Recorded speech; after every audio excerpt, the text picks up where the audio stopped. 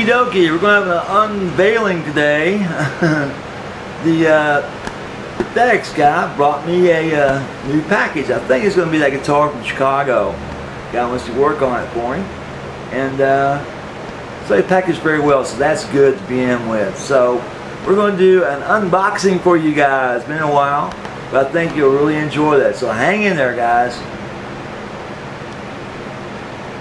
Alright guys, this is the one from Chicago. Guy trusts me enough to send the FedEx down to me. He wants me to work on it. A lot of things to do on this, and I'm going to save this box because I want to ship it back to him that way. So I'm going to take kind of care of opening it. I thought y'all would get a kick on unboxing from Chicago. Yeah, I'll let you know. Yeah, sure, I work on stuff from everywhere. Let's get this open, nice and neat. That way there's no problems shipping it back in the same box.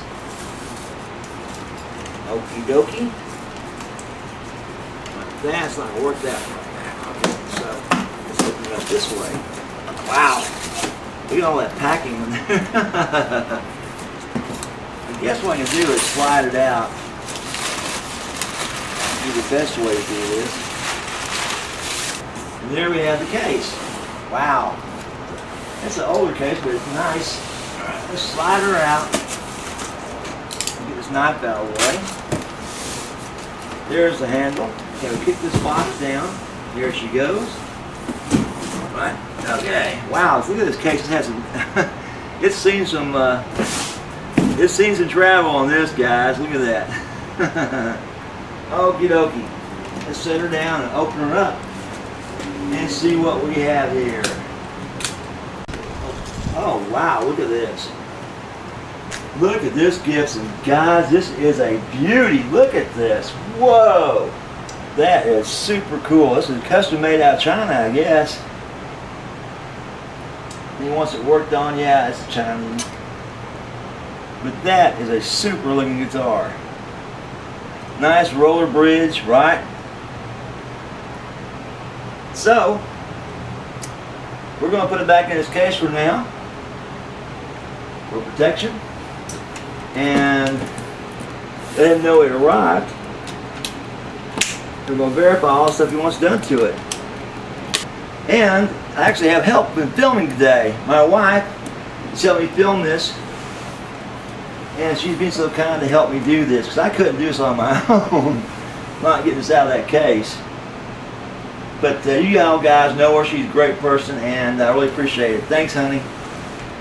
This is a little Chinese copy of the custom setup, like a double cutaway Les Paul, right?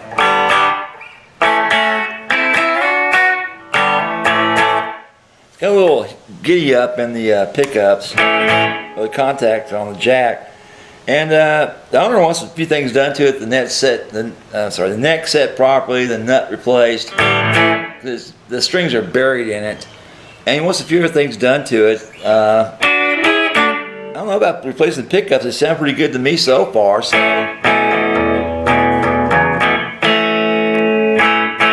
what do y'all think? Not much definition between the three, though. Here's. There we go.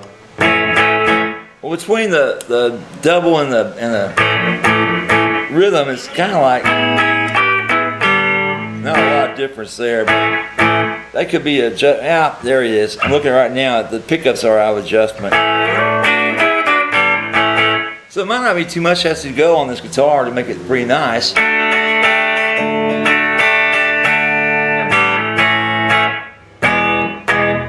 All the way in from Chicago to get this thing done, which I really appreciate the faith in what I do. So, something else I wanted to show you real quick, and let's see this. I think it's pretty cool.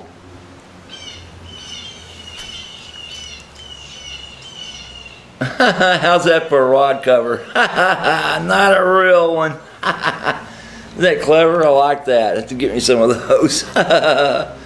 Anyway, pretty nice little guitar, nice shape, double cutaway. Yeah, there it is, cutting out a little bit.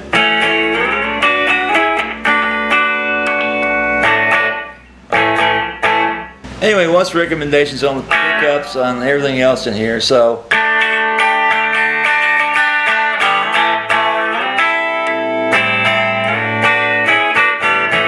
we'll take a look, see what's inside of it, and go from there. So hang in there, guys. Alrighty, well, let's get the back off this and look what type of electronics he's got on it. Doesn't look like too many people have been in this before. It's pretty clean.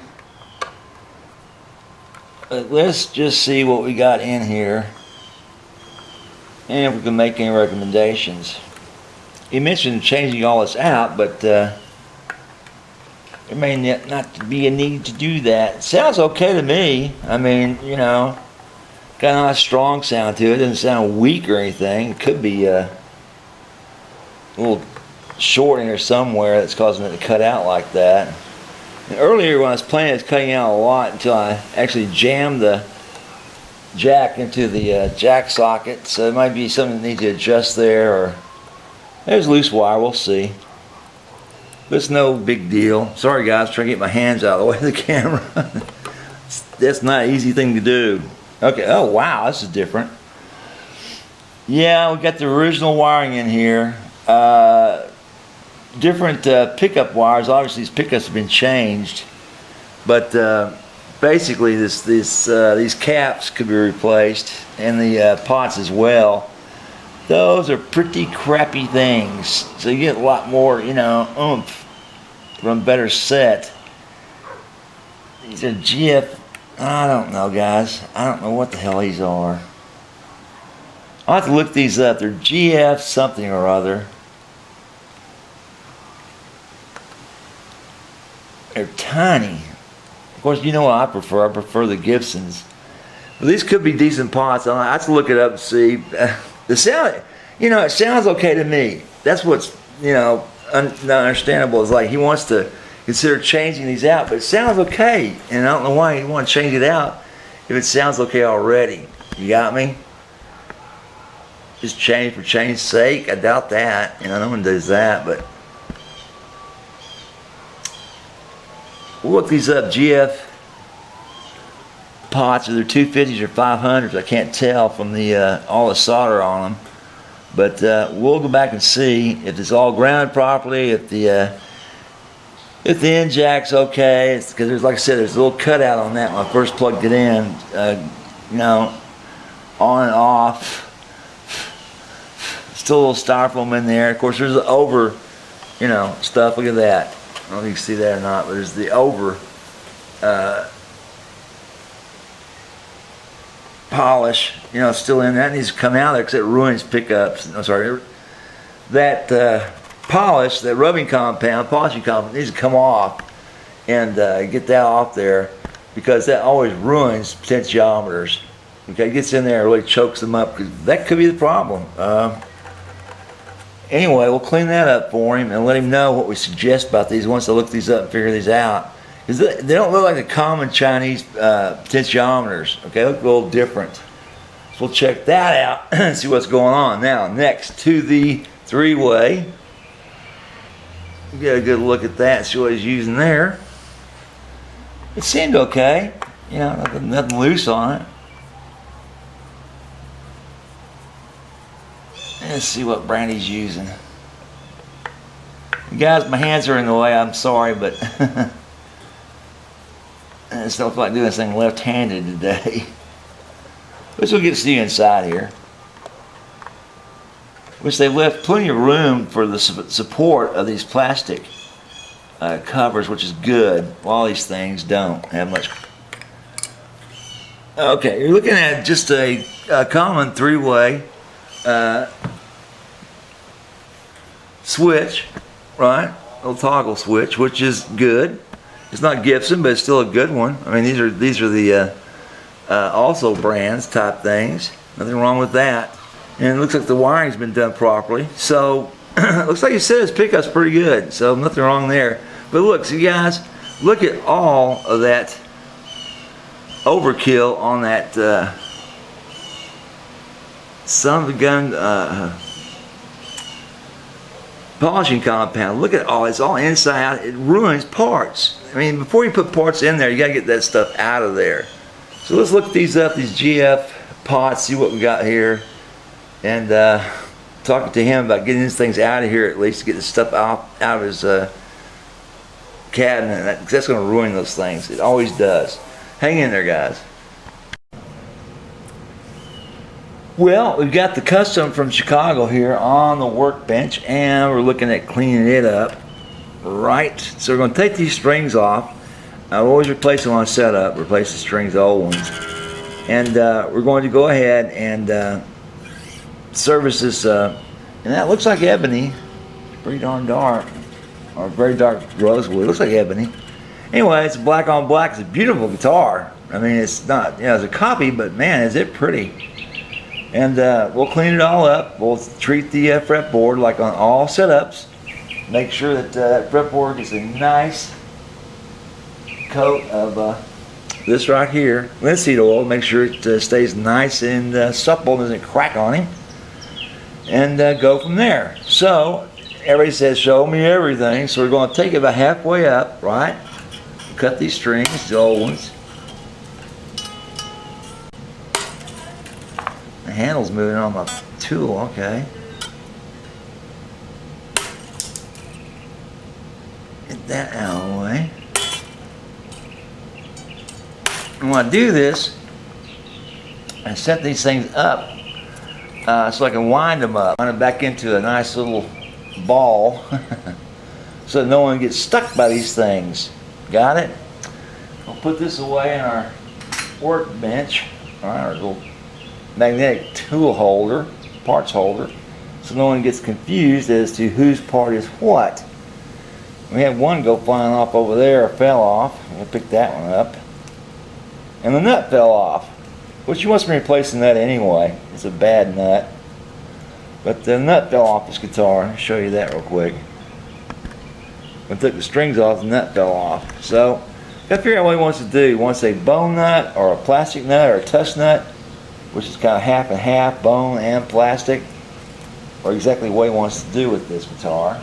I suggest always going with a bone because it has a much better sound to it. As well as he's got a real big problem with these tuners, in that they don't fit. These tuners don't fit at all. The holes have been drilled for something else, and he suggested that I plug these and re-drill them, but that's not really necessary. What these really do need is just a set of tuners that fit the holes. And to do that, you just all you have to do is just get a set of black ones from Guitar Fetish. Not very expensive, and a lot cheaper than me doing what he wants done to this. And look a lot nicer too, once it's all said and done. But they are definitely loose in there, and that's not a good thing. And there's chips on the fretboard, on the headstock as well. Let me move the camera a bit and show you that. You can see that chip out of the faceplate, and you can see how it's done. These faceplates are glued on there, like even with the regular guitars, Gibsons, these faceplates are glued on there. They're not original to the, they're not polished up like this, like that's the original wood. That's a piece of plastic they put on and glue on. Okie dokie. That's pretty cool. It says not a real one, not a real Gibson. I like that. But it's real nice. I mean, it's a nice a copy. Good looking mother of pearl on the name. They've done a good job on that. It's nice and shiny. You know, definitely mother of pearl here. I don't think it's plastic. But he's got these cheap tuners in here that just don't fit this guitar and are very loose in here. See this? Because these little bushings here just don't fit properly. Weren't made for these holes, or the holes are drilled out for a different type of tuner. Now we're going to go back through and clean up all this little mess you see here. Get all that stuff off the fretboard and go from there. So hang in there, guys, while I rearrange the cameras in my hands right now. And here's this original nut that came with it. And you can see it's plastic. It's very badly made. So it's glued a couple of times to hold it in there. It didn't stay in there. And it could have to do with the fact this truss rod cover's got a nice little tip on it that's pushing it out of the way. I have to deal with that when we put a real one in there. Anyway, we're going to replace this per his instructions, and I'm waiting to hear if he wants a bone or plastic or test where he wants to be done to it, or if he wants a custom cut one, which most people don't. They don't want to spend that kind of money on a custom cut from a blank piece of bone, which is expensive and takes more time. Of course, you get a better, better fit to it. You get a better nut, and I don't blame them. I've only done a few custom cut nuts on these Chinese copies. Only a few. Now, I'm going to go in here and clean up this board with this nice linseed oil. So I have to replace this pretty soon. I'm using so much of it. Now, I go through a bottle of this like every 6 months maybe.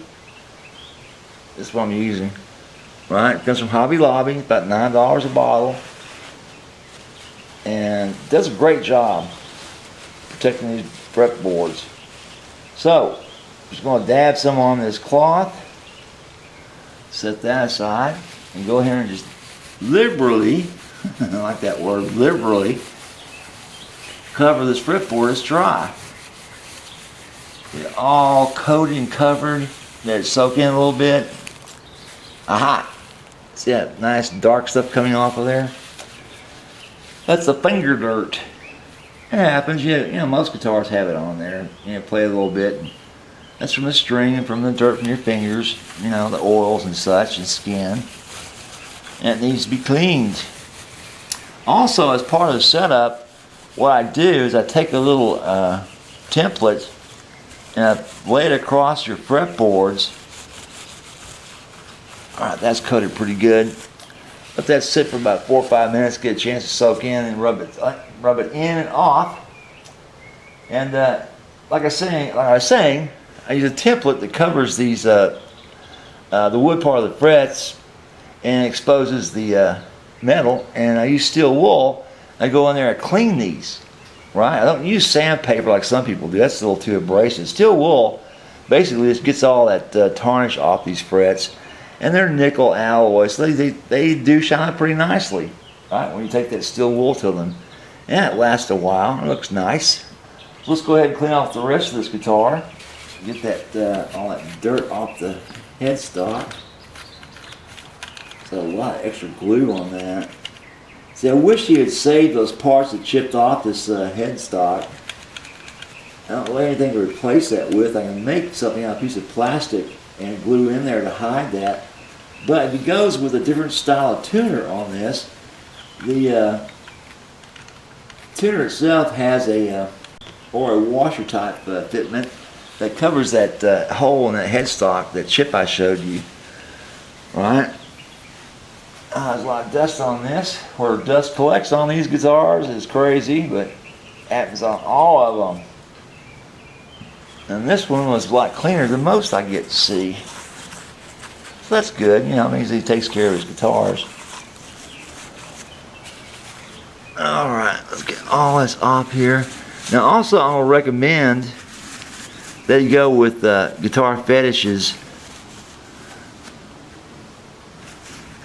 black tuners, the Goto tuners, right? Get those on there. And with a Goto tailpiece, a black one. And it's a recommendation. It's not going to, say, hey, you got to have this. Just going to recommend it. So hang in there, guys. We're going to take this off here pretty soon. Well, here it is, the fake little tag Motso Gibson double cutaway, special cutaway, right? Fake. And what we're going to be doing today, we're going to put on a black bridge, black tail. Wake up, David. We're going to put on black tuning keys and maybe a black nut. Turn this thing into the Dark Avenger. So, first thing we got to do is take these out and place the studs as well. Wow, those are in there tight, guys. That one is. Ah, that's not though. That pops right out, okay? They weren't in there too good. We'll put that in a sack and give those back to him. Now, let's get out that black bad boy. Here we are, ready to put these posts in. The bridge is going to fit, the tail is going to fit very nicely. And these, basically, I want to use the older adjustable screws, put in here if they'll fit, and use them to do the tapping. Tap these down. They may not fit. Yeah, they fit. Anyway, I'm going to take a piece of nice padded foam and a hammer and just gently tap these down into place. Makes sense? Because that's as far as they're going to go otherwise. And since we're keeping these black ones, we're going to put the gold ones in there so we don't mar them up. Because as far as these gold ones are concerned, they're finished for the day. And they are not that good. They're kind of on the cheap side, but anyway, we'll see. We'll put them in there. I'm going to use them to tap these down in place. And since they've already been in there, you know, deep inside here anyway, it's just a matter of getting enough force to tap those down into it and not cause any problems. But they're deep enough in there now that they're not going to wobble. I'm going to give it a little wrap. So, hang in there, guys. Well, it figures. My camera went to crap. Anyway, what I used is a little tappy hammer and just tapped it with this. I patted it with the screws with this right here and just tapped it on down. Of course, you know, didn't cause any problems whatsoever. And now we're going to remove the gold ones, put the black ones back in, put the bridge on, make sure there's a nice fit, make sure that's flush. That's not there yet, guys. I got to finish putting this down flush, and you'll see how it's done since my camera now is working. That's it. That's all it takes. It's all, you know, done. Let's give this one more whack. And they're flush. So take these out now, put the black ones in. Dry fit the bridge. I keep calling it a bridge. You when you wake up, Dave. Dry fit the tail. And as long as these things are perpendicular, straight up and down, it's not going to be a problem with these. Set those aside for a minute. Make sure you get those back to him. And everything that's taken off these guitars, you know, the old bad parts, I put in an envelope so you can have them back. You know, especially you know, parts like this that come in handy later on. Maybe you need a gold set to replace a silver set. Sure it dry fits. That's a nice fit there, guys. Look at there. You see that? Yeah, you can see that. So, nice dry fit. We're going to take that off so it doesn't scratch anything up. Set that aside for now. Put these gold parts back into the grommets so they won't lose them, and put the whole shooting match back in his bag, back in his envelope. Anyway, we're going to replace these tuners. Now, what was originally in here were those really original cheap ones from China.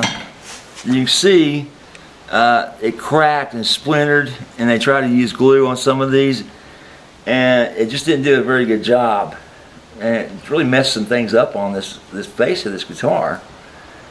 And I asked him in a text, "Do you want me to fix that?" And he never got back with me.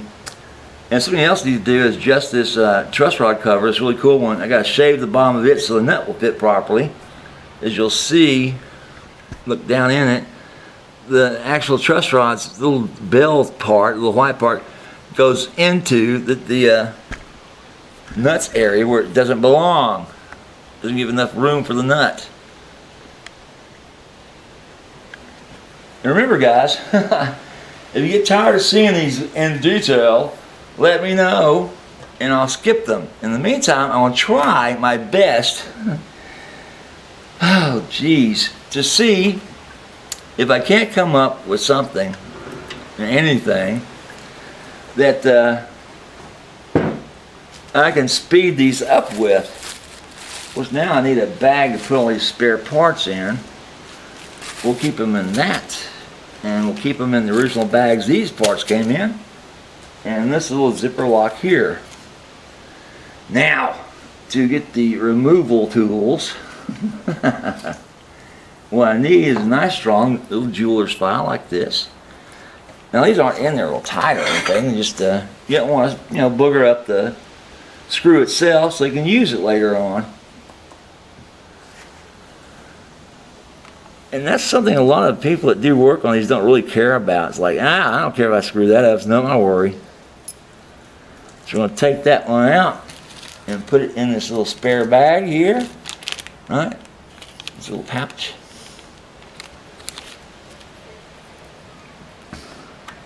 Along with his bushings.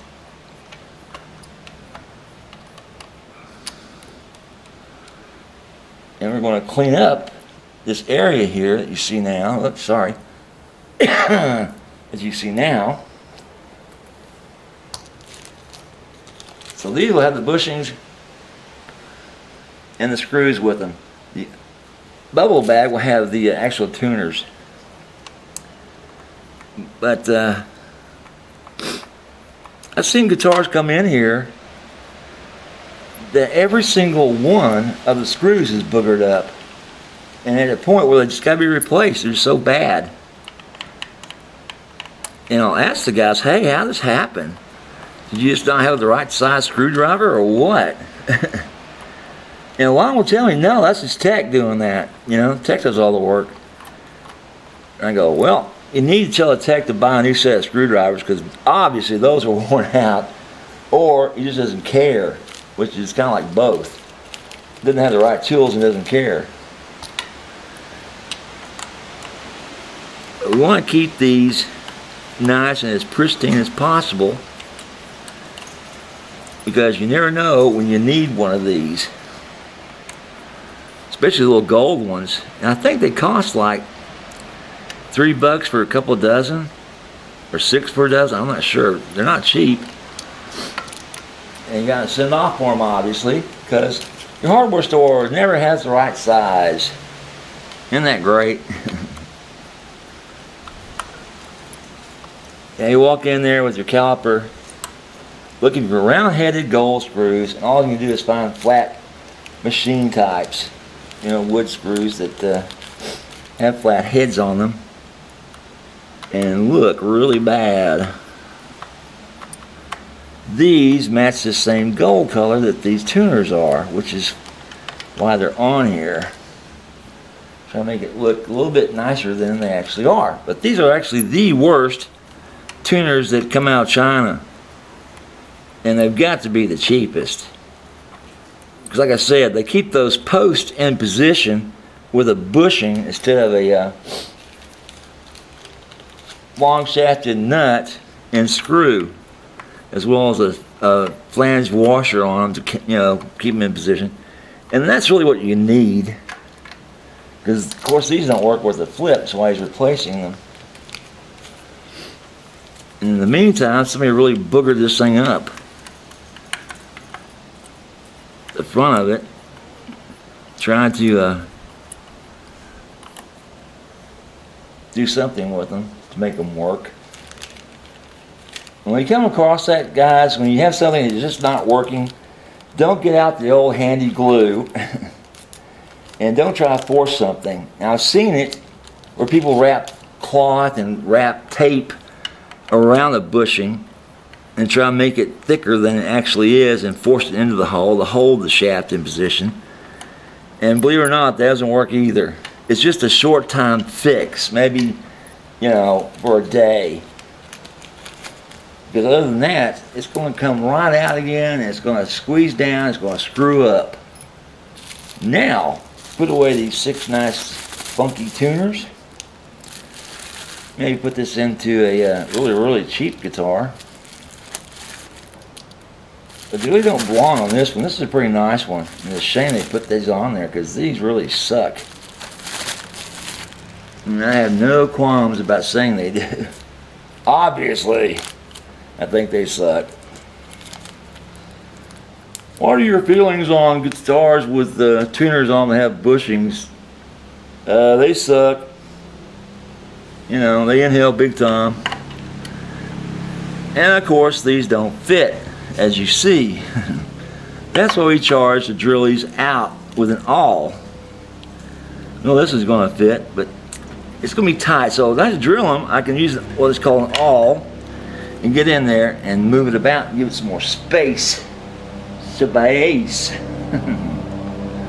It's really tight, and it's just the glue. Sorry, it's just the paint and the finish that's in the way here, causing these to fit too tightly. Now, this is going to only work on the back side where it belongs. It will not harm the front. You got me? You got to be careful with this when you use them, because this thing's so oversprayed and overpainted, it's going to cause a problem. I can see it already. And just take it slow and easy. Make sure that you get a fit. There you go. Now we got it. And it's just not much. It just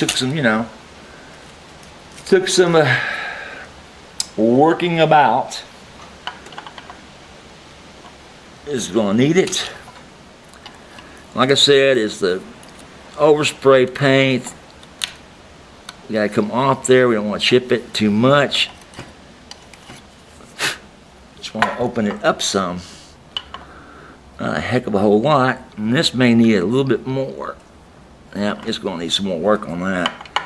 How's this one fixed? That's the same way. This one's not. This one should go. No, it's not either. They're all going to need to be worked, darn it. Wouldn't you know it, I can't catch a break today. So, let's put the other ones in and on.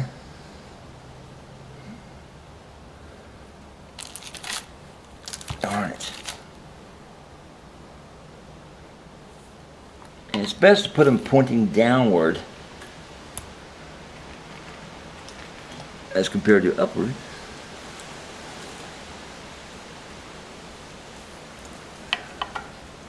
See, that one fit readily. I like that word, readily. This one's going to, of course, be a booger because it's overpainted here. I mean, you can see that or not. Sorry, guys. This one's just overpainted. Got a lot of paint that ran into the hole itself, giving it more width than it should be. The thing to do is just gently take your awl, or owl, or how you want to pronounce it. I think they pronounce it different up north. And just gently work that hole to get it to open up. And once it's open, there ain't no problems.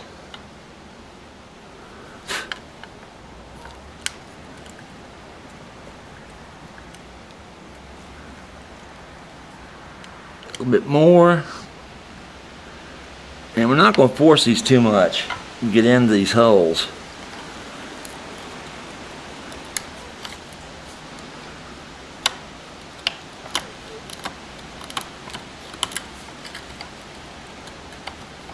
Now some people, I've seen it, will take a dowel and sandpaper and sand off that spot. Which, that'll work too. Takes a lot longer. But see, popped right in there. No more problemos. What's the only really problemo is that hole, no matter what I do, is going to be re-drilled for these particular type tuners. Now, what I'm going to do as part of the setup and charge for this, I'm going to take toothpicks, put them in here with some glue, super glue, break them off a little higher than normal.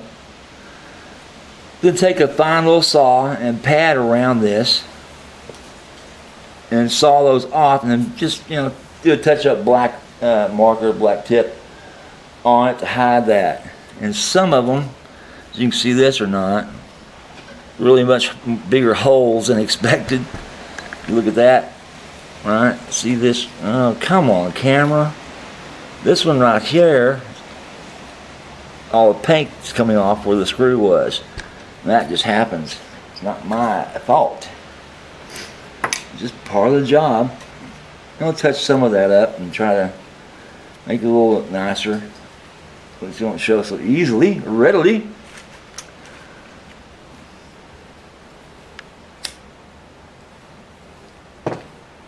And of course we'll leave the backs on these till he gets to his destination. Let me pull these black plastic protectors off here so they don't scratch up anything. Well, let's see, let's start with the next one.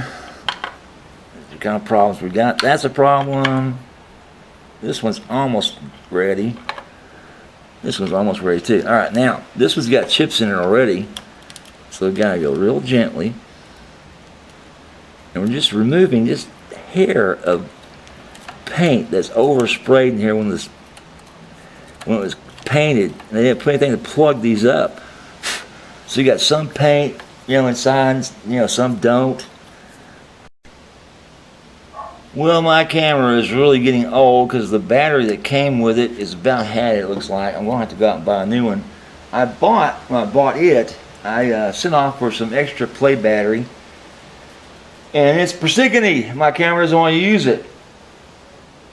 And it sucks it dry.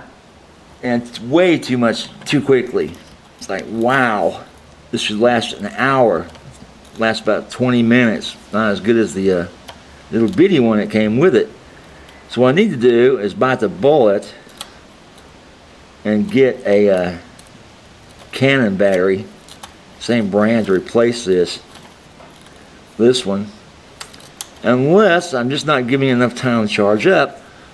But it says fully charged when I have it, plugged in. Let's see if this is going to fit this time. Yeah, there she goes. Nope, not quite yet.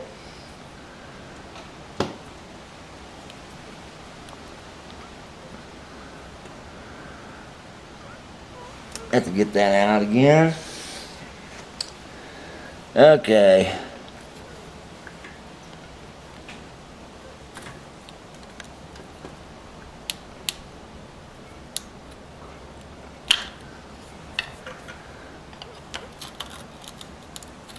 A little more roughed in work.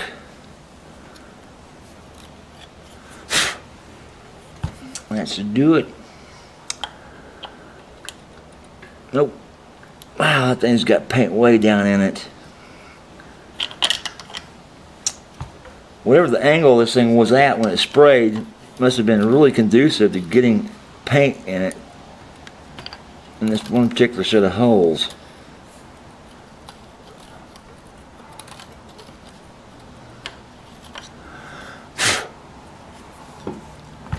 Try now.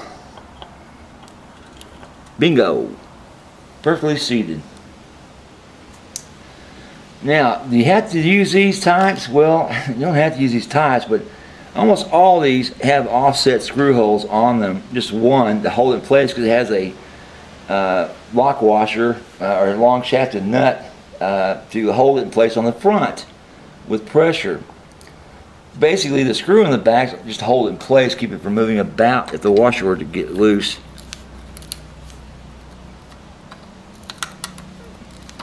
And very gently remove that extra paint. Of course, every one of these is over sprayed. And once you get the tuner in, you don't see that any longer. It all fades away, as if it didn't happen. There you go. Alrighty, take a look at that. Not screwed in yet. We'll have to drill some holes in there with our drill. But in the meantime, we're going to fix these holes so that they're not showing so easily. Now, I don't do a restore job on these holes. It's ridiculous, If I were to spend 2 hours doing a patch up on these holes, I think the guys will be a little bit mad at the price I charge them. So I just do kind of a patch up, like most people do. It's just, you know, on these fakes, it's just not worth that kind of money. We put in the middle part, not the tips of these toothpicks. And we leave a little bit out. And we take a little jeweler's saw and cut off the remaining parts on the tip are sticking out. Wow, that's even a bad toothpick. Right. But we've put on some super glue. And what I try to do, the best I possibly can, is get these as close as humanly possible to fit that hole and not have any extra to have to cut off. But that does happen. And yeah, it's a pain in the butt to have to fix it, but there you go. And now she's set up to fill in these darn holes. Doesn't it look like fun? That looks like a birthday cake. Toothpick birthday cake. But these are going to look pretty cool, these black tuners. It's definitely going to give it an attitude of kick-ass rock and roller. I've got something similar. I got one I call the Bumblebee. It's obviously it's black and yellow. The body's yellow, the back's red, and all the stuff is, all the hardware is black, which makes it look pretty cool, is what I've been told. Very classy looking. Sorry guys, you're missing this too. All right. I can keep remembering, move the camera and keep your hands out of the way. Take these four out and check out the pickups, see what they are. Measure them. Unless there's a tag on the back telling me what they are. Which, you know, on these ones from China usually don't. But 9 times out of 10 they're microphonic. Sorry guys, that took 2 hands to get that off. And just too tight. Now, what have we got inside this puppy? Yep, we've got the ones from China. It looks like. Okay. And one thing we really have a lot of, and this really doesn't belong in, oh God. Okay guys, look at this. You're going to see a ton. Sorry guys. Come on, camera, where are you? I can't see what I'm shooting here. Yeah, you see all this? Look at that. Holy cow, there's just tons of that crud in there. That's over compound. Overfill compound. That's polished compound that came into the body of the guitar and has left it there. Of course, that means these pickups, and probably the pots too, have very limited life now. But that definitely means they won't last that long. You need to start looking for a new set. I'll let him know. Because I think he's had his guitar a while.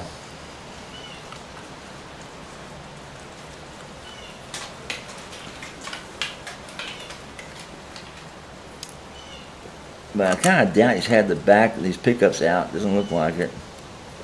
Because most people, they see that stuff, they know to clean that stuff out. At least if they've been watching my videos, they do. But that polishing compound can get in there and cause a pot or a pickup, you know, just crap out immediately. Just go zip, and it's gone. No longer working. And not give you any clue as to when it's going to kill itself. You know, some will be scratchy, crackly because it's in there and it's gooing things up. And some of the pots, not the ones from China usually, but some of the pots, the better ones, have a liquid schmutz in them that helps keep them lubricated, move around. I've learned not to do that. Now we're going to do one more time today before the day's over. We're going to linseed oil this neck again. I did it when it came in. I took the strings off. That's been about a week. We're going to do it again because it was dry when we got it. Okay. And I always put my stuff back where it belongs, usually. Almost never. And if you haven't seen my videos before, I'm going to show you one more time what I'm using. It's not the cheap junk. This is from Hobby Lobby. It's a refined linseed oil. Very nicely made. Very good for your guitar's necks. Now this bottle was only $9.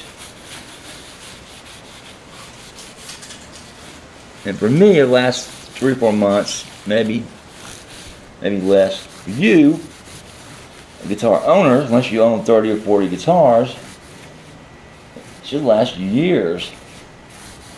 And it doesn't go bad unless you put heat or contaminants in it. So just in this bottle by itself in a regular room, it should stay for good for a long time. Now we're going to let this soak in for a while. Then go back and rub it off again and clean her back up. Shouldn't be any dirt on this time because we've already done this once. So let's get to it. We'll start snipping those little pieces of wood off of the toothpicks. Now let me show you how to do that. Very, very simple. I got a little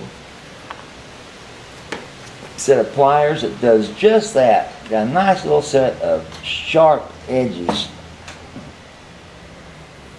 And yes, this thing could really, really cut you. Since I put it on my stone occasionally, keep those little edges sharp. That's what I was looking for right there. And those edges, that little edge, I file that with a file and a stone occasionally. Keep that nice and sharp so I don't just crush the wood and it actually cuts it. Leave those both out here for a minute. What we do is go up here, get past that tip into the full body of this thing and cut it, snip like that. Hear that snap? Just do that again. Get off the tip, get in there, and listen. Hear that snap? That means I got a nice flat piece of wood. I don't just sand the darn thing. And this, once it's down to shape, goes into the screw holes. And of course then I take the same little device and cut those off once they're being glued. But I always glue them first. And what I'm doing right now, you can't see it, but I'm testing each one of these screw holes to make sure they're the same sizes. No stuff in the way like, you know, paint chips or anything. Let's get this back on the mat a little bit better. Okie dokie. We're going to take a break for a minute. Right, now what I'm going to do, guys, I'm going to put a big dollop of Elmer's wood glue out on a piece of board I can wipe off later. And I'll dip those toothpicks in that Elmer's like this. Swirl them around. Okay, get plenty of it on there. And then, once I've got them all set up with all that glue, I will remove the excess glue. But in the meantime, I want to make sure there's plenty of glue in there because this is a real tight fit. Right? See what I'm doing? Show us everything. Well, you're seeing everything. Not really boring stuff. To make sure they get in there. And I've pre-cut these to get the middle part of the toothpick, not the pointy ends, obviously. And they're the exact perfect size to do this with. And after I'm finished, what I'll do is take a jeweler's saw lay out some tape, some fret tape. You've seen it, it's blue. And I'll put it around the cut on the body of the guitar so don't mar the finish. Well, not marred anymore, it has already been. It's already been marred up pretty good, guys. But see, it's a big dollop of glue. In it goes. And once they're all on there, I'll remove the excess. This glue, whoops, this glue takes about, I'll give it a day. I'll give it 24 hours to set up before I try to cut on it and move it about a bit. It's a pretty cold day today, and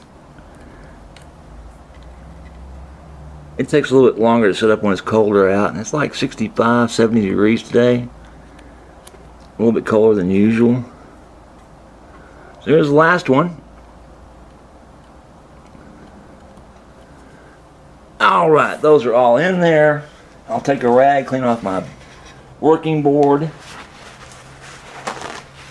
Get it all nice and prim and proper again. So I can use it once more. See? Nice, get all that glue off. And now I'll set that aside for further use whenever I need it. And I'll take a piece of towel and get off that excess. See me do this or not with my hands in the way. Chase it around there.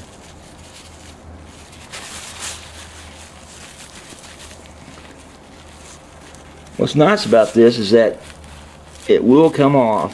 If I leave any residue on it,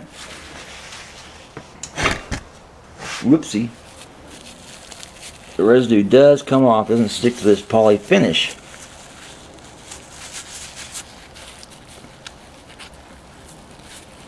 And like I told the owner of this guitar, this is not a restoration type of repair. If it were, I'd be using a dowel about the size of the holes.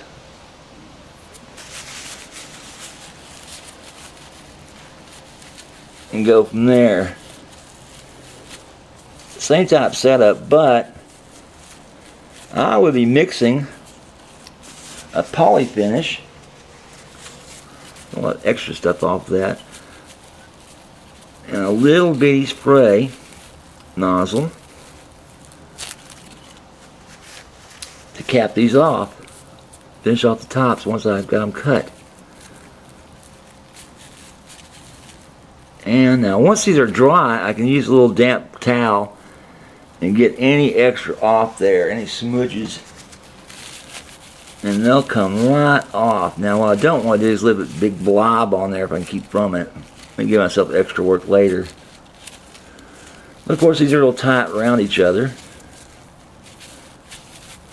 And I don't want to pull them back out again either. That needs a little bit more cleanup.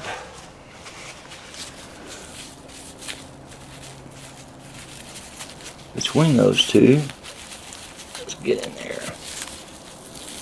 And I've done this on so many guitars, so many Chinese models, where the guys, I guess can't stand those tuners. The guy has some different ones. And what's good about this is, it wasn't much work to get the new tuners to fit these holes. It's not like I had to go in there and drill them. But I do charge for this kind of work, and it's not just dirt cheap, but since he's letting me film this, it's going to be half price to do this repair and setup on these keys, these tuning keys. Well, now, basically I've just got to give it time to set up and dry, without monkeying with it too much. Then I'll take a damp cloth, wipe off that excess while it's dry instead of wet. But taking water to it now, well, you're just going to dilute your glue. So it's best just leave it like it is and get it off with some water later on. Just nice, damp, warm cloth. So, while this is curing, I've got others to work on. So hang in there, guys. Well, I took a wet towel and got off some of the excess glue off of this. What I'm going to do now is take the fret tape I use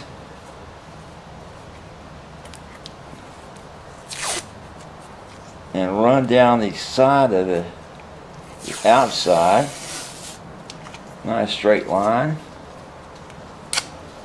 Just barely touching those pegs, like so. And that's what I'll rest the blade of the saw against when I'm sawing, so that it doesn't actually come in contact with anything but the pegs. Does it make sense? I hope it does to you. And you can see that. And the first one will take just like this, nice and level.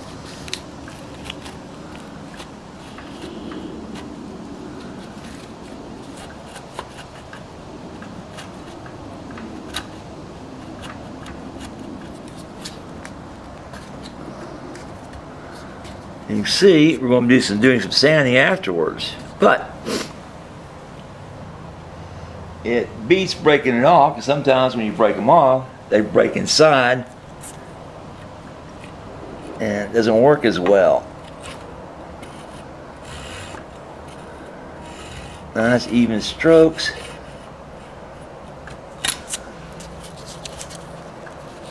Off it comes. That one came off too quick.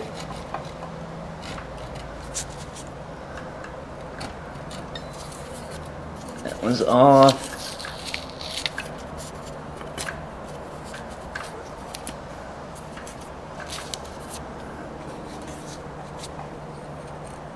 That was in the way. Nice and slow. Comes off pretty good sometimes. Comes off real even. Just nice little stroke, keeping it off the finish. Alright.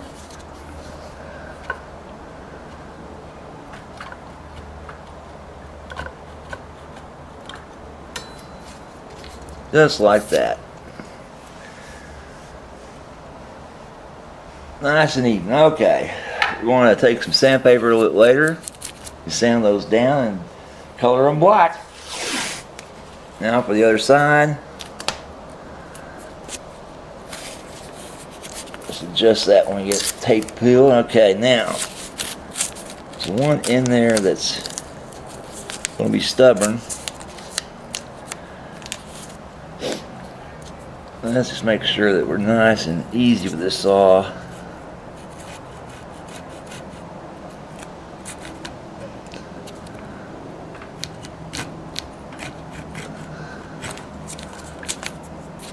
That's a little higher than I want it to be.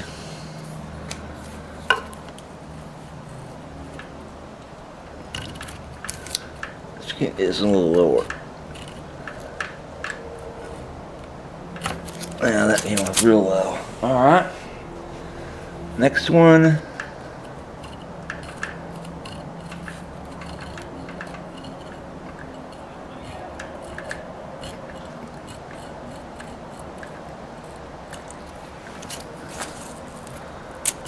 Nice and even. This one, it's not really taped real well, but I'm going to take it too close. We're going to sand that very carefully later.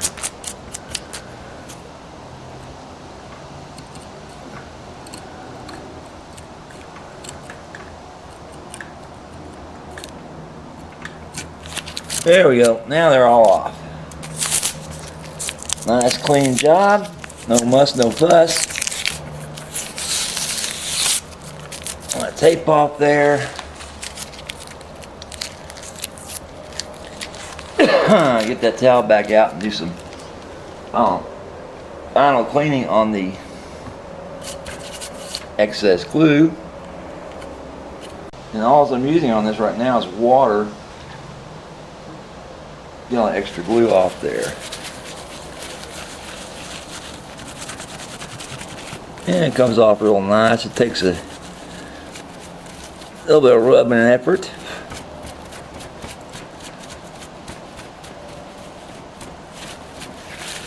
All right.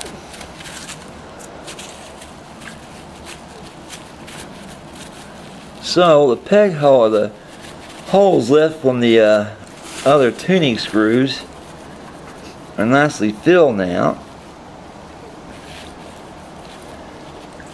And a little setup with concave sandpaper will get the rest of those nubs off there and get that finished up. So hang in there.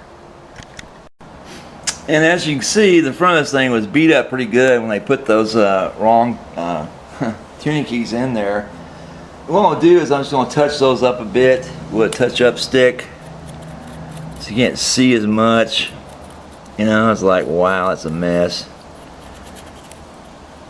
And the flange, they got it everywhere. The flange of these tuners will hide some of this. Damn, they really cut it up good. But there, a little touch up doesn't make it look as bad. Of course, it'll never look perfect again. I mean, it's plastic. Alright, now, so we'll put that in there. We'll get the little nut and washer out for all of these. These go on real easily.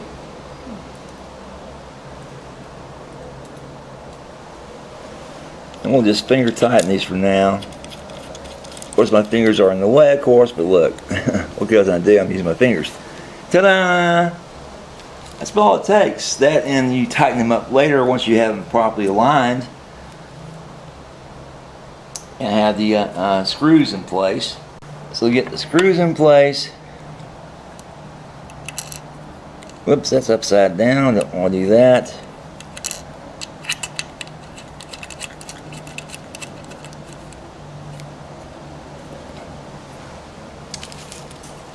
And aligning them,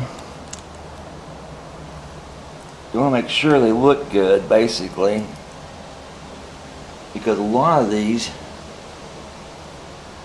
are just plain messed up. You know what I mean? The drill holes originally are messed up. So here we go back in again with my hands in the way, but ta-da! That's really all there is to it.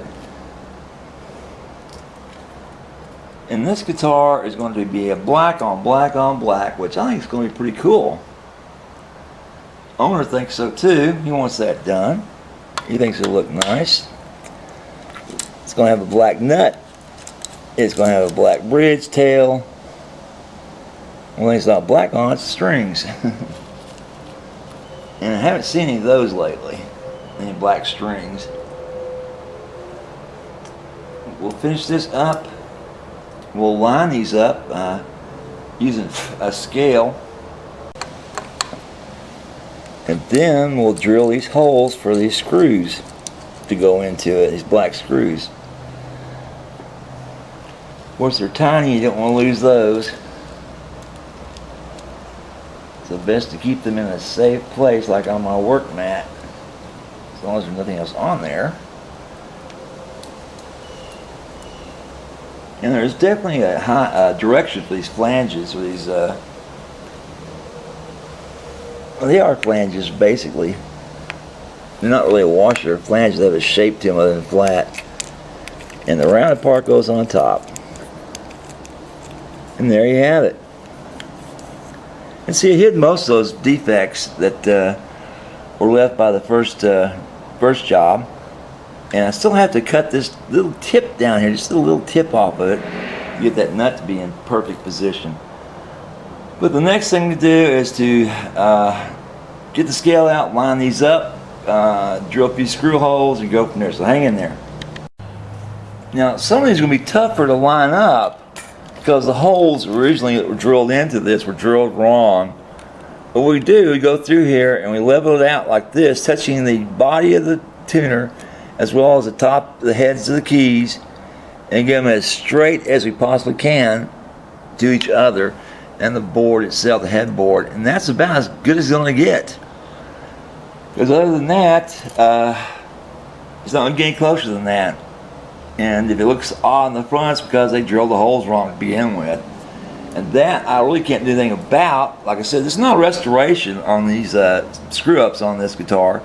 These are just kind of touch-ups to make it look a little better than having holes in it and scratches in it and, you know, nice big dents that got put into it by someone else. So hang in there, guys. Well, what I just did when my camera battery went dead, I used a little open-end socket wrench like this to go on here and to tighten these up just barely tight like that.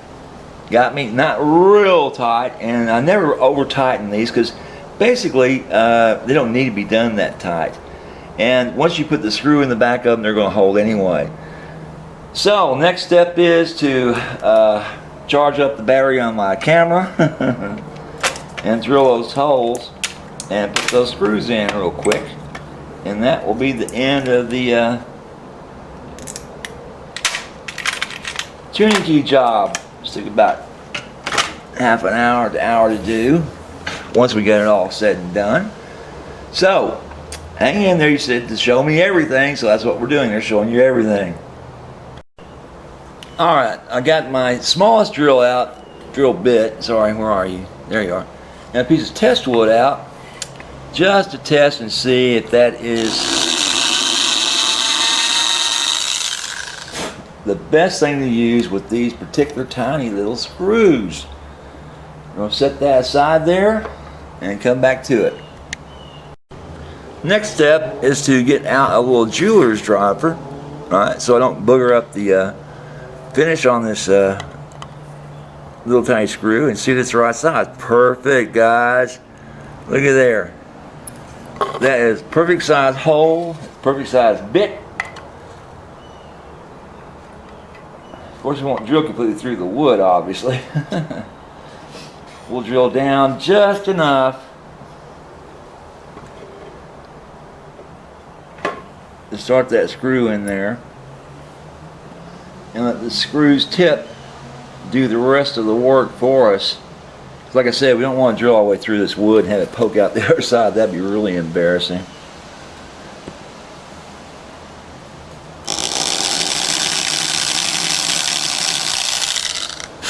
Just starting it is what I'm doing. Nice, good start. Keep that bit clean. Oopsies. Sorry, guys.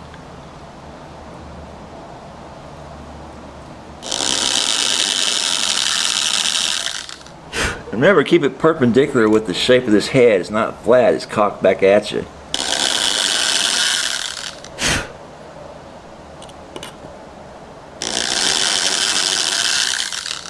And once this is all done, we'll finish tightening up on those extended nuts. Okie dokie. You see this? First one in. Get my little jeweler's driver.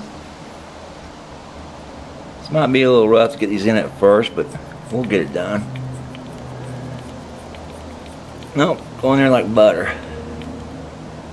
Alright, nice and tight, no skips, no fuss, no muss. That's what I like. Have the right tools for the right job. These are looking sweet.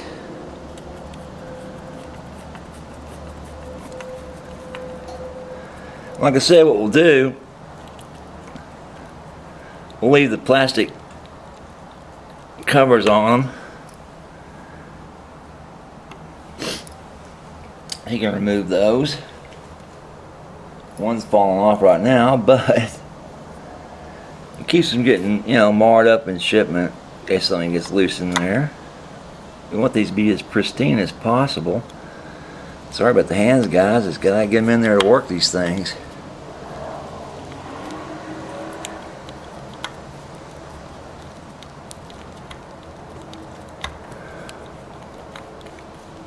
Put a little pressure on this one. Alright, that one's down. That one's down. Next one.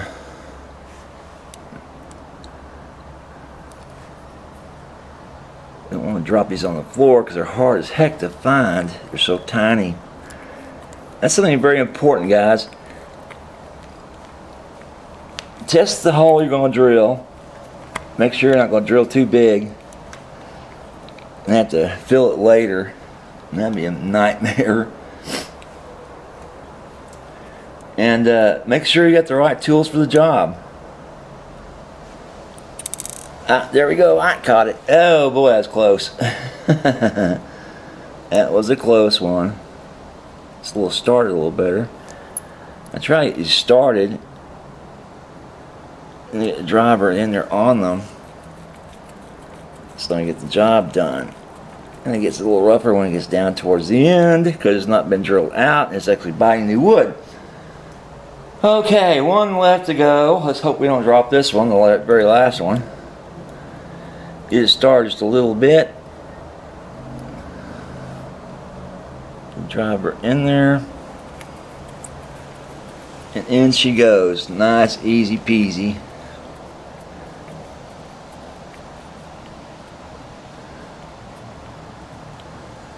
Alright, well, there you go. Next thing to do is obviously put the tools away. Back where they belong. Come here a bit. And tighten down on those nuts, the final tightness on those. We're set for the new tuners. After that, it's time to shave off that extra long truss rod cover. And I think I'll just cut off that saw, my jeweler saw, cut that little tip off, if I can do that. Take a look, see if there's enough room there, I'll make a mess of it. And put these back where they belong so I have them next time. Something about this, when you first start working with tools and such, you always want to put your stuff right back where it came from the minute you finish using it, so that you don't have to go out and buy new stuff constantly because you misplaced something. Gosh, I've had some of these things here around for years and years and years until they wear out and have to replace because they're worn out. Alright, nice and straight. Very good looking tuners. We'll finish cleaning up that faceplate. As you see, like I said, the flanges went on, covered a bunch of that mistakes they made the first time around, but not all. Okay, decided to touch it up some. And what I need to do is just barely cut the tip of that truss rod cover. And I'm going to take it off. Looks like I'm going to have to. The safest thing to do is take it off and go from there, cut it from there. Alrighty, so hang in there, guys. Alright, well, what I did, I took an X-Acto knife and I cut that little nip off, the little white piece, right even with the truss rod, sorry, with the nut platform, so it won't be in the way of pushing it up and off. And then I'll put some glue to that. And he decided to go with black, which I wholeheartedly approve. So it's going to look pretty darn cool, I think. So, hang in there while we set that up. Well, we measured this and we're going to go with a 43mm black nut. It's going to fit it the best. And as you can see, there's no nut canal like on most guitars. I did have to cut that off because it wouldn't have fit otherwise. And that's very frustrating. There's no canal there to hold this nut in place. So what I'm going to depend upon, darn it, is some super glue and the strings to hold this in place. That's the only thing I can do. And that is a nightmare. That's something you don't want to do. That's something, you know, if you had time and you had the, well, still wouldn't do any good. I had to cut a whole new nut for this out of bone to get it to fit right. Because this is just, doggone it, this is just the way it goes, you know. So we're going to glue that up, put strings on it. Ah, son of a gun. I could use a little vise I've got to hold that in place instead of stringing it up just yet, because I wanted to do some more work on the neck. I wanted to get that relief on that neck just perfect. And I'll tell you what, I'll do this. I'm going ahead and hold off putting the nut on right this moment. What I'm going to do is go ahead and linseed oil the neck one more time, and then put the strings on, glue the nut down. That's what I'm going to do. So hang in there, guys. Well, I thought of that. And like I said, the next step is to decide what glue to use. Now, a lot of times when I've got a nut channel, I'll use, you know, my standby Elmer's that I've used for years, Elmer's wood glue. And I'll put just a couple of drops on there to hold it in place. This right here, all right? But I have nothing to work with. It's just in space. You follow me? So I'm going to cut away for a little bit and get the strings on here, which you don't want to see me do. Well, I'll show some of that. So I'll get the strings on here, and those will help me keep that nut in place with this Loctite glue. I'm going to use this super glue. Works very, very well, and should hold this nut in there with the aid of these strings. Jeez, I hate doing that, but you just can't cut a channel in this. There's just nothing to cut. There's nothing left. Even if I did cut a channel, I'd have to go to an extra size bone nut, cut a piece of bone specifically for that, and then shape it. And I'm sure this guy doesn't want to spend 90 bucks on a white bone nut that I've dyed black. You know, those always look funky. You know, because that bone does not accept that black ink that well. Anyhow, let me put the strings up on it, and I'll put the nut underneath it and glue it up. So hang in there. Now, this is what we're going to put on there. Players Circle D'Addario strings. They're number 10s, which is what originally came on this guitar, were 10s. So I'll put them right back on it. That seems to be the strings of his choice. Now I've got to get the tail and the bridge back on it. And it's a really, really nice bridge he's got on here. And someone has done it just right. See that? Well, you can't. Have to get up a little bit. Yep. Oopsie. There it is. Nice roller bridge. Nicely done. And I got him a nice, shiny new black tailpiece. Go right along with it. And I've not changed any of the settings on this bridge at all. It's still the same height he had it. But he wants it to play fast, so we're going to work on the next relief and get it just as fast as we can get this guitar. Alright? And of course, lower the profile, the tail and bridge, the much better, because that helps lower that action down. Anytime you have a high bridge, well, you got problems, okay? So, hang in there. I'll string up a few strings for you. Let's see what that looks like. Pretty boring, but you said show it all to me. So that's what we're going to do. Now you can see the headstock.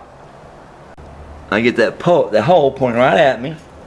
And all these larger bounded strings. I take it 1.5 times past, back, and wrap it over. Does it make sense?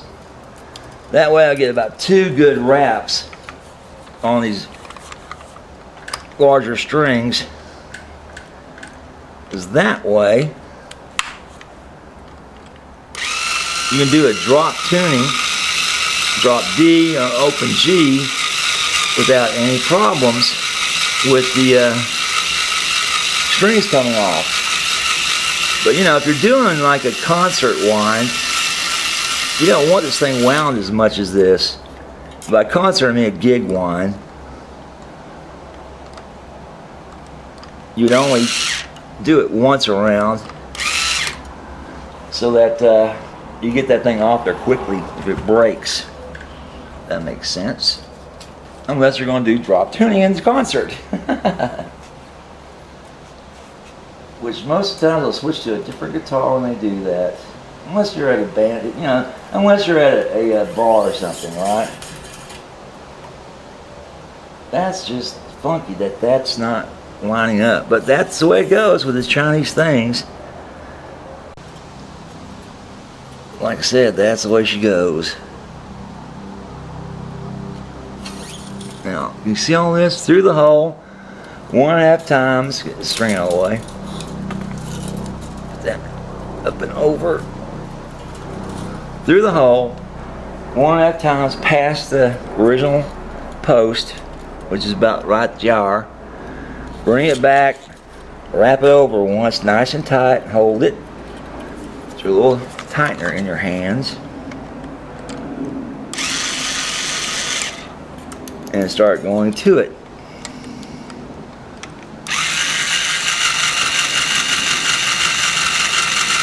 And like you see, it's going to go around this thing about twice, full 2 wraps.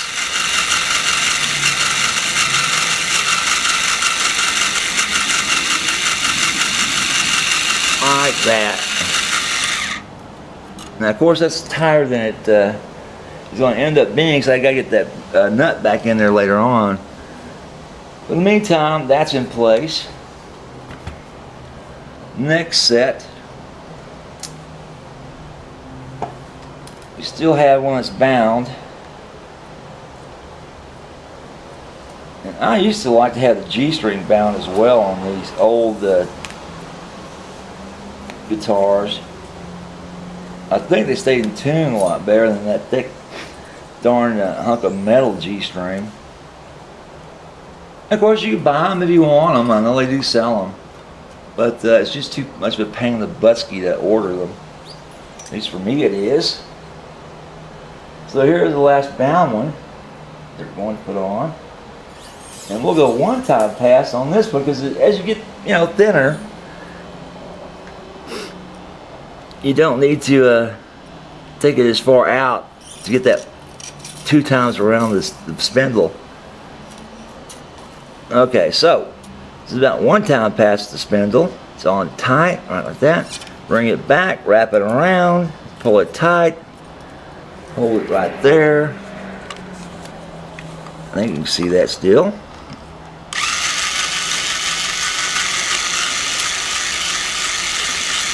Hold it tight. Once it goes around once, you can hold it as tight as you want. Make sure it's a nice tight wrap. As you can see, I'm about finished, and I've got 2 times around. There you go. Now it's 2 times. It's more than 2 times around. Let's back that up some. Too tight. That's better. All right. Okie dokie. It's time to switch things around because I'm not going to have to reach across this thing to do this, and I'll have to set up the camera later on, so hang in there. Alright, well, I'm trying to hide my crotch here as best I can, guys. I'm sure you don't appreciate looking at that. Anyway, here we go. I want the 4th string up. And again, I'm telling you, this is the G string. You really don't have to take this as far as the other ones out, away, and bring it back. That makes sense? Make sure you get a good tight fit on this. And that's about as far as you want to go. And that's going to take it almost 2.5 times around this thing. And that's more than enough string, no matter what kind of tuning you've got going, or whatever you're doing. Okay, so, whoops, we're upside down now. Okay. Yep,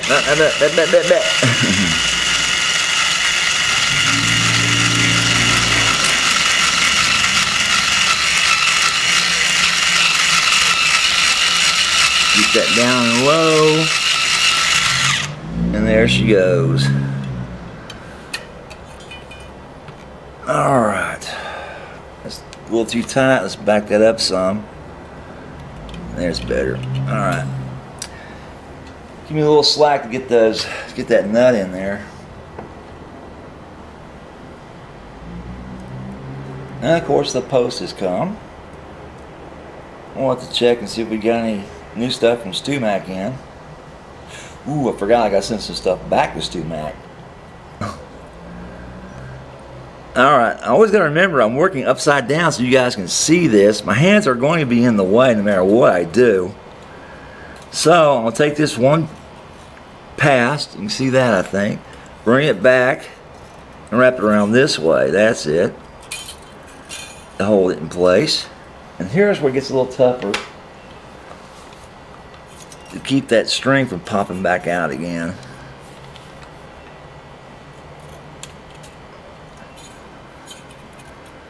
So you want to get that around there as best you can. So just come back out again.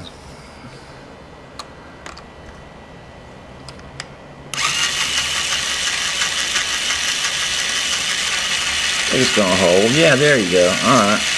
It's gonna hold. It's gonna be about 2 times around once it finishes.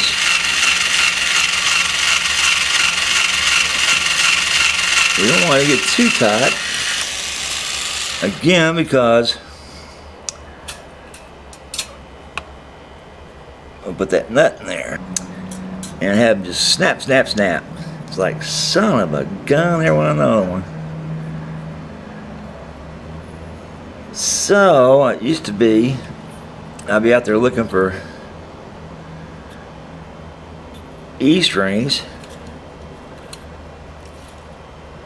to replace the ones I had broken on the set. That makes sense. Let's see if I can get this one to catch. This is always the fun one. Come on, baby. If I can get it halfway around, I know I've caught it. Ah, there we go. Yep, got it. Now this one is, of course, being much thinner. It's going to go around a bunch more times. And I like it that way simply because it is thin. And it's hard to work with. Alright, that's more than enough tight. I'm going to back that off too for the nut.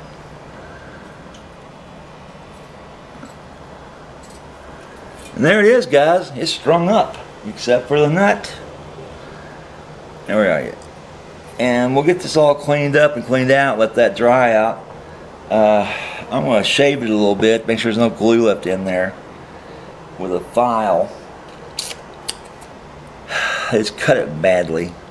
Damn it, this thing has got all kinds of nasty little tweaky problems with it. But, you know, it will play. It will play nicely too. I'm going to go ahead and dry fit this first. Make sure there's no issues. And of course I'm going to pull it over this side real far once I get the strings in it. And until I can get it back across with the others. And what you want to look for is proper balance, and see it's not going to cock this thing once I put the glue to it. That's the main thing. I don't want it to be drying up and not be able to hold its position. And it looks like it's going to do pretty good. Look at there. A little change there. Whoopsie. It's not cocking over. It is pulling over, obviously, because the strings are tighter on one side than the other. But what I'll do, I've got a little wood vise, and I'll put that on the edge of it and hold that in place like that with the strings in it while it's gluing up, while it's curing up.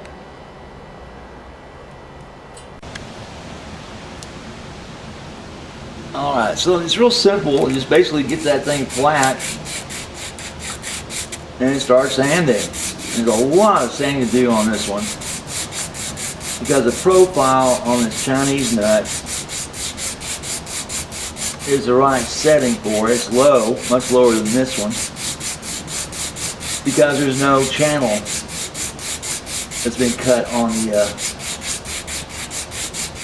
nut slot. There was not one. So they lowered the nut way low compared to what they normally are. As you see, I'm taking off little by little, and I put it on a flat piece of metal and take it back behind the original one and get a profile. Oh wow, I've still got a 1/4 inch to go on this thing to lower this thing to the right height, or a little bit less than 1/4 inch. A lot. A lot of sanding's got to be done to get this thing right, damn it. But it's got to play right. If it gets in there and that nut's too high, the notes won't be correct. They never will be. Hope that makes perfect good sense. Zoom in there a bit, and this is what we get left with. And a lot of times, if you're filling something plastic that's broken, this comes in real handy. But today we're not using it for anything, so I just get rid of it. Oh boy, this is slow and tedious work. Not very much fun. I should put on some music, but I'm too lazy to set it up. Let's do that. Let's put on some music. Let's just make it more interesting. Hang in there, guys. Well, it's our first dry fit on this, and we're still too high on this nut. You can see it's got to come down another half of what I took off the first time. So we're going to keep shaving it, keep dry fitting it until we get down to a good playing level on this, back to the way it was. Just like the Chinese had it set up properly, and cut this nut like they did theirs. Because, like I said before, guys, there is just no groove in this guitar. In the nut slot, there's not one. So, anyway, that's it. Hang in there while I file this nut down. Right, now we have a perfectly shaped nut and height. And the difference in this and the Chinese is that this break angle on this one is the correct break angle. Once you tighten these up, you see a much lesser, you know, immediately throws to the back like the Chinese had, which, you know, puts a lot more grit on the nut itself. And yeah, consider, you know, string catch on these things. But these are 10 strings, so they shouldn't be too hard to work with. Now this is a dry fit. I'm going to take this up to tuning and just verify that I've got everything copacetic. Then I'll use that special little glue I showed you earlier. It's right here, super glue. Put it on there, let it sit for a couple hours, and play it. But in the meantime, I'm going to take this up to tune. At least tighten these up, and watch as it pulls all the string, the nut towards the camera until I get tension on the other strings.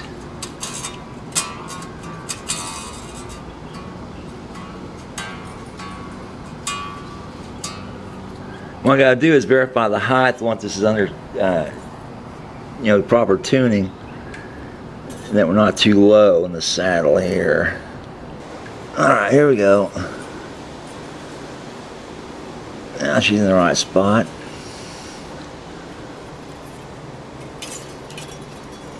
Okay, let's tighten this thing up now.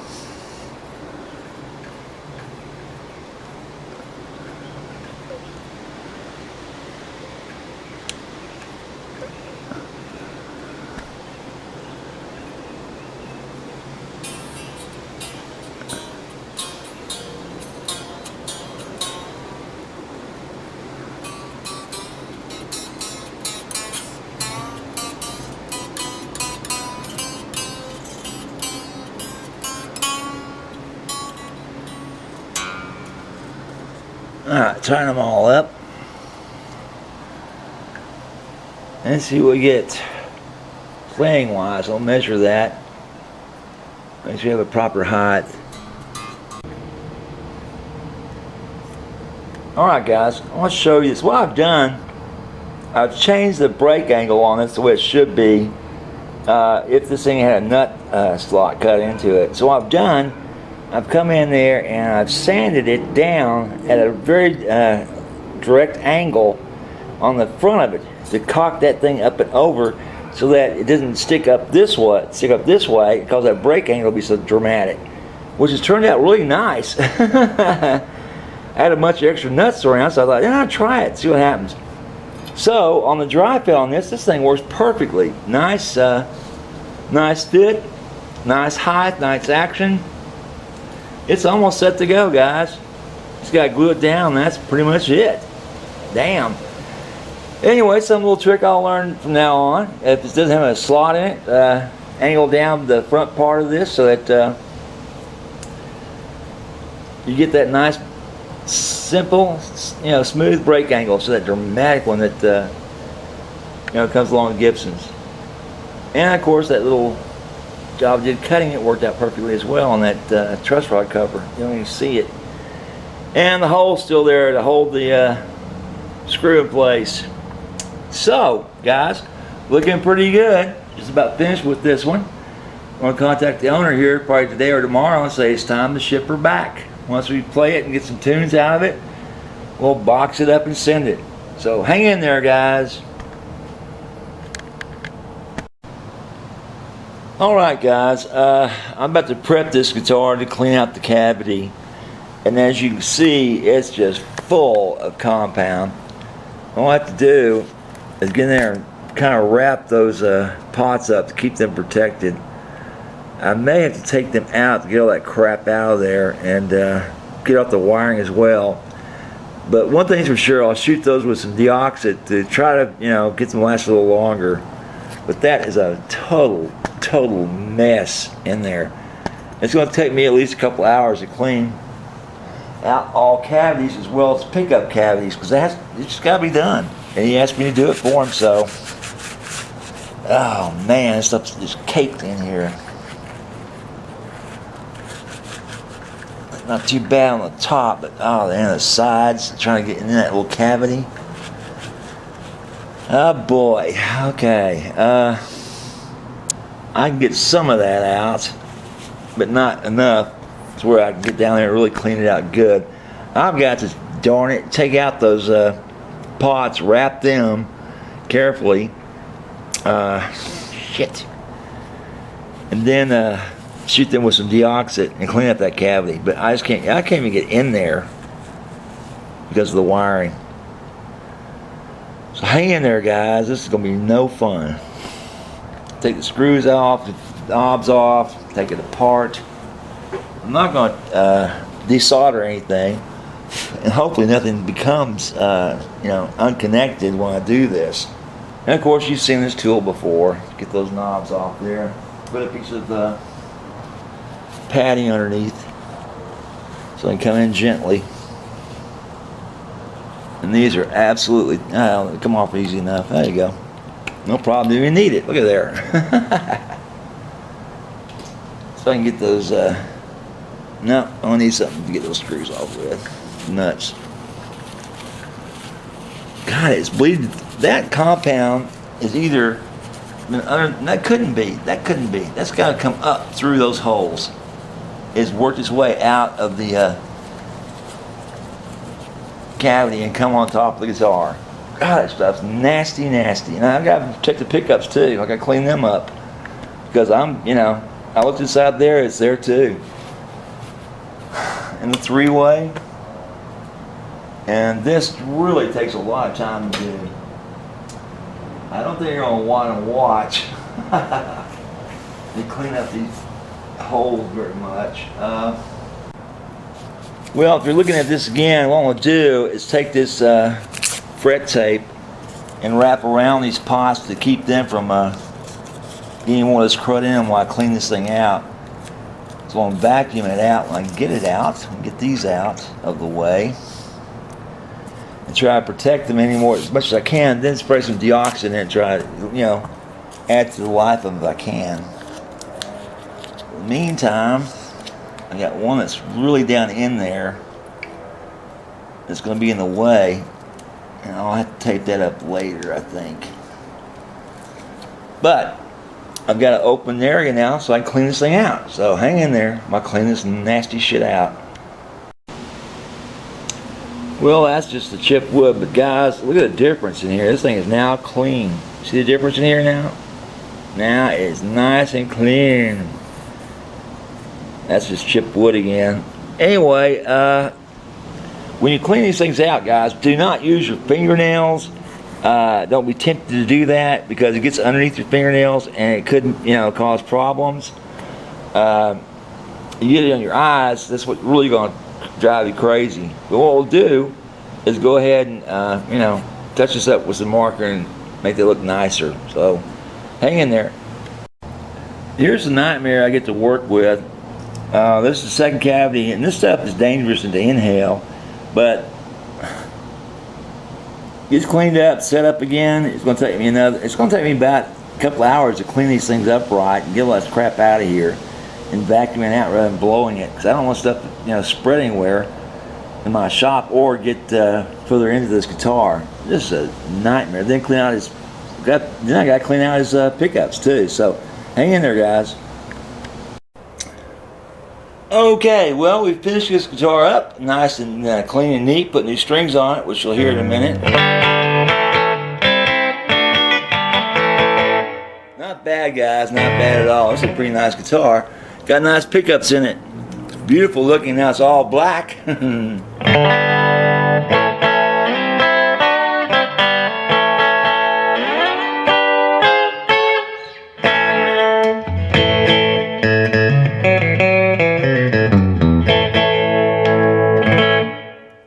Pretty cool, guys. I put new tuners on, like I showed you. I put a new tail on it. I did a complete 7-point setup on it. And it plays like a little dream. New strings.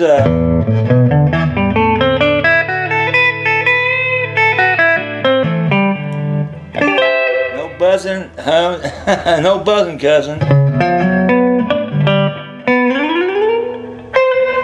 Okay, now, what can we play on this thing?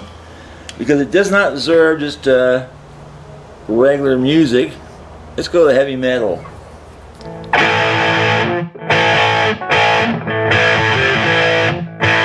Wow, that's just way too loud.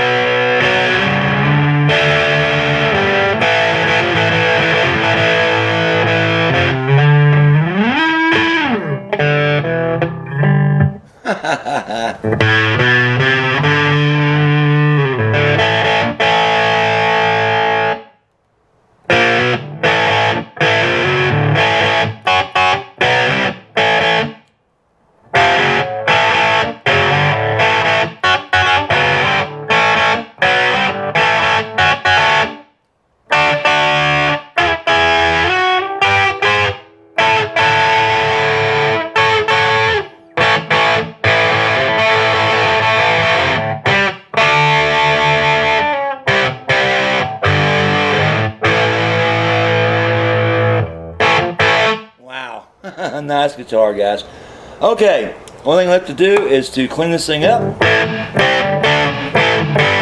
get my fingerprints off it, and ship it back to Chicago. Yeah. Pretty slick trick, huh, guys? Nice guitar. Still finger. Yeah. Anyway, we'll polish it all up nice, put it back in its case, pat it very nicely, put it back to the UPS guy tomorrow, and she's done. Okay? So, got a nice black nut on there. We got nice black tuners, black tailpiece. It's ready to rock and roll when he wants to rock and roll. So, any questions, give me a holler. Dave in Texas. Bye. Okay, guys, and to finish off the show, look what TV Jones gave us to give away. It's one of their very, very nice t-shirts. It's a 2XL, and it's up for grabs. Right? I'll pick amongst the people that comment on this video, and send it to you to your place, okay? So, any watch, make sure to put your address on there so I can get it out to you.